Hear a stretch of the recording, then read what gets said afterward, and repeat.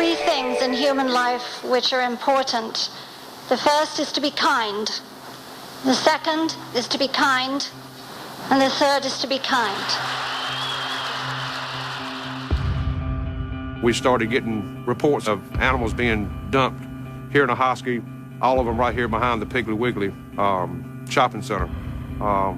That kind of started the whole thing. The dogs and cats, they were partially frozen. There was rumors got out about the local Chinese place using the dogs for food.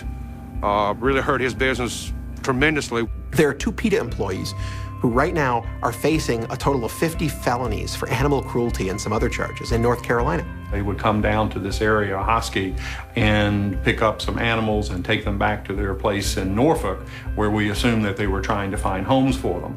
Less than an hour later, all the animals, 31 of them in all, were dead. Killed in the back of a PETA-owned van driving down the highway. And then these 2 had the gall to put the bodies in a trash bag, throw them in a dumpster behind a grocery store. I'm just devastated, and all that I wanted to do was help the animals in the community. Hinkle and Cook's boss, who is PETA's founder, is defending her employees.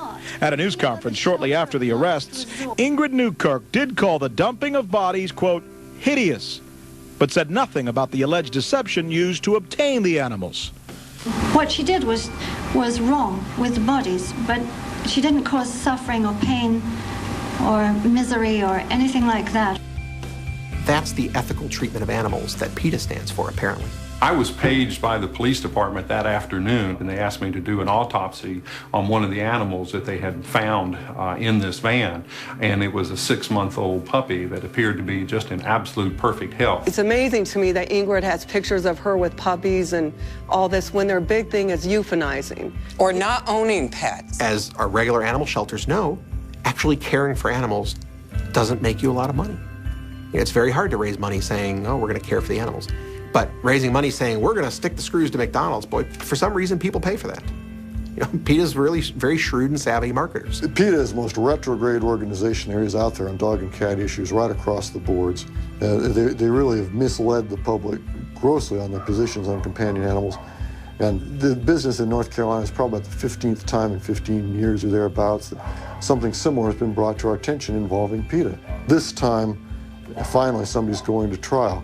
So why don't they try to find animals homes? They tell us they're going to try to find homes, but they took and killed them. And then after this came to light, we found out that Norfolk up there, Norfolk PETA group, finds homes for about 13% of their animals, when the other humane societies in that area tend to find homes for 85, 75, or 65% of their animals. So they're finding homes for very few and basically killing a great deal of what they bring in. This is PETA's animal record for 2003 from the state of Virginia. PETA in that year killed 1,911 animals. Now, they spayed and neutered a lot. They spayed and neutered about 6,000 or so. But they took in 2,225 animals.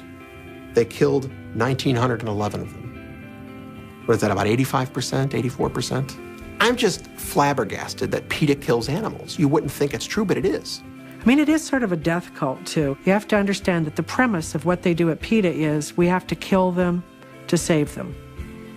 Because people are bad, these animals are in trouble, so we have to take care of them. We have to do society's dirty work. We don't take that too kindly here in northeastern North Carolina. Very, very disturbing.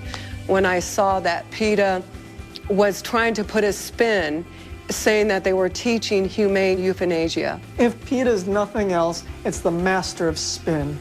PETA can take its worst press day and turn it into a victory for animals. And I think it'll do that with North Carolina. We haven't gone down there to say, hello, we're an adoption agency. We're not. We are the shelter of last resort. You know, it's not something I would personally do, but compassionately euthanize them. I don't like how they were very disrespectful to bodies afterwards, but those animals had a much grimmer fate awaiting them. What's so interesting about that organization is that they will talk about ending suffering all the time. They will never talk about saving a life. And if you read the website, on the website it says the kindest thing you can do for a cat that doesn't have a home is take it into a shelter and have it humanely euthanized. You know, if you're killing an animal, I don't care if it's to beautiful music. I don't care if it's with pretty floral wallpaper. I don't care if they're killed on velvet sheets. They're killed. And that is not our right. It is not ours.